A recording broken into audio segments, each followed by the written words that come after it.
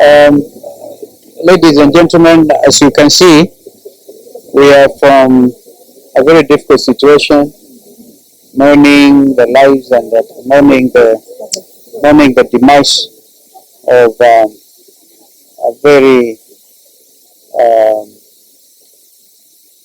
outstanding young Kenyan journalist, the late Massimo Wea, who passed away just a few days ago.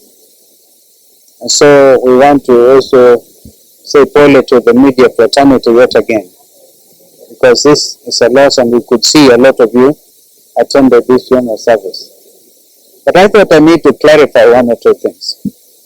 There's a famous photo which is doing rounds on social media.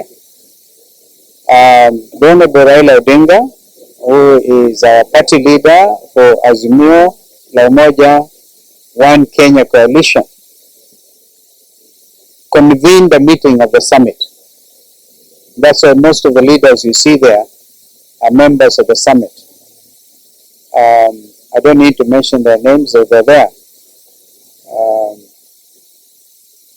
Well, the Honorable Raila took the opportunity to brief the summit, because we have not met for quite a while since the happenings around the Kenya Kwanza administration, and they are having poached members of our coalition without consultation. Actually, what has come out clearly was, from that briefing, was these members, the four of them at the time, were very keen to join Ruto's administration without even a properly negotiated coalition agreement. Ni kama mtu ako na hamu kuolewa. So they jumped in and we got that briefing. But we also, I remember telling my brother Raila that you have been snookered. Those are the words I used.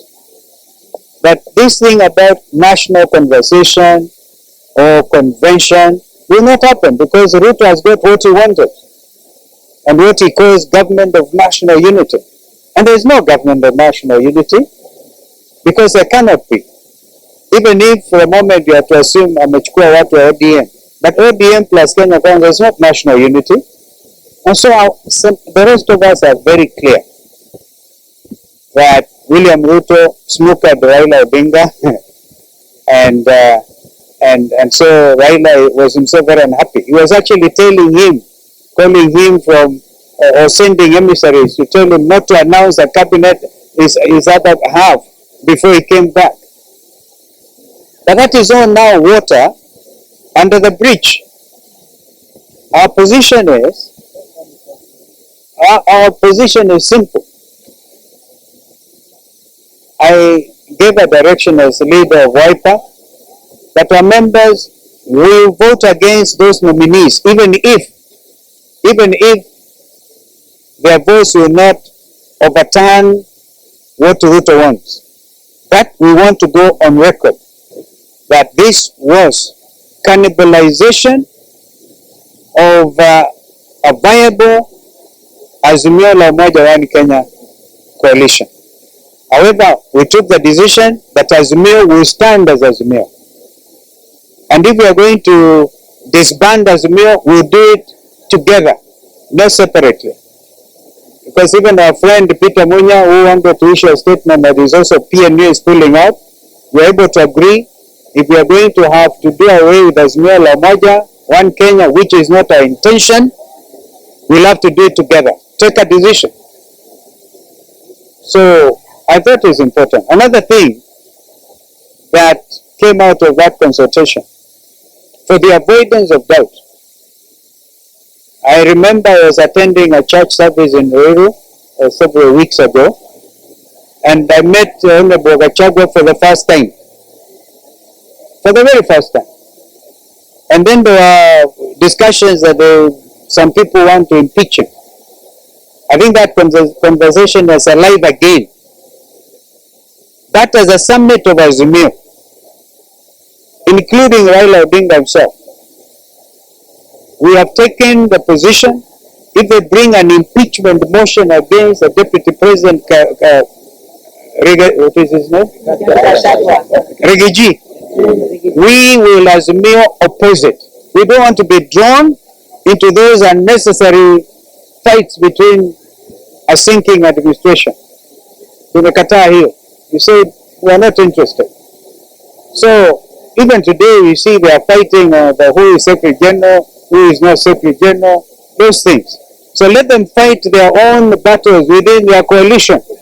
They should not bring Azimio la Umoja into their cat fights. I hope I made this very clear. Kwa hivyo mambo ndio hayo. I hope I've given you stuff. So that was what was discussed today. Azimio la Umoja will stand. We are not going to get involved in impeachment processes. But by the way, if they were to bring impeachment of the ticket, we could find that attractive. But I don't think it is there in law. You impeach one at a time. That is their business. What has also come out clearly is the Court of Appeal, which is the next of course the Supreme Court, has agreed with the High Court ruling that Finance Bill 2023, which is what now they are using to collect illegal levies like housing levy, is unconstitutional. So where does that leave this administration? And would you still want to join them? Wewe kama unawekwa cabinet secretary agenda utakubali? If there's any question you can put it. I think that's it. Yes, sir. Yes. So you say that if you're going to disband Azimio, are going to be together. We are not going to disband Azimio. That is the bottom line. Yeah. So don't be negative. I just wanted to assist you into that imagination, just in case you feel tempted. We have taken the decision. Azimio la Umoja One Kenya coalition will remain in opposition. And some of us are very clear. This country needs a functioning, strong opposition. And even if I'm going to stand there alone, as some of you say, the last man standing, I will oppose this administration. I was continuing my question. Now that Honorable Martha Karua initially announced that she wants to leave their coalition Yes. with her partner Kenya. So what are you going to do about it now? Maybe Mother will then may reconsider, we don't know. But knowing Mother, she made her mind. She made up her mind. And we respect that. Yeah. Another question. Sorry, I'm sorry, I can't hardly hear because of the background noise. My name is Azimio, right to the county diaspora. My question goes to your sentiment from the speech on the Court of Appeal. So you said the finance bill, the Court of Appeal has ruled out that the finance bill It's unconstitutional. which is correct. Yes. Now, whatever the administration has collected from 2023 and 2024, it's wrong. So, as an Azimio, what are you going to do measures to make sure that the money collected goes back to the citizens? You know they are collecting even from members of parliament. I think they should insist on their refund. Because even if they go to the Supreme Court, I don't see the Supreme Court overturning. I'm now talking to you as a senior counsel. That really. So they are in a fix.